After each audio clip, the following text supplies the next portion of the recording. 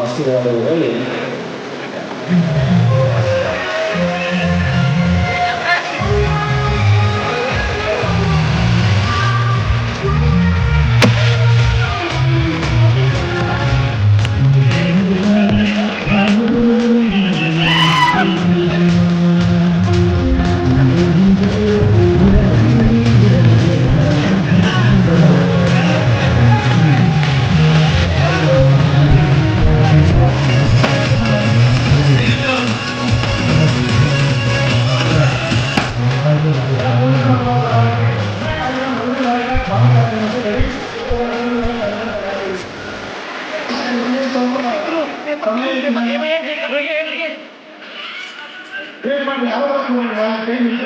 ಮಂತ್ರಿ ಹಿರಿಯರಾದ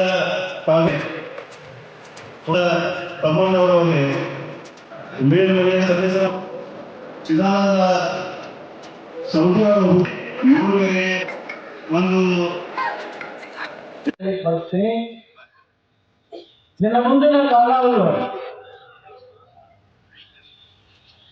ಆಧ್ಯಾತ್ಮದಲ್ಲಿ ಪ್ರತಿಯೊಬ್ಬರು ಹೇಳ್ತಕ್ಕಂಥದ್ದು ಒಂದೇ.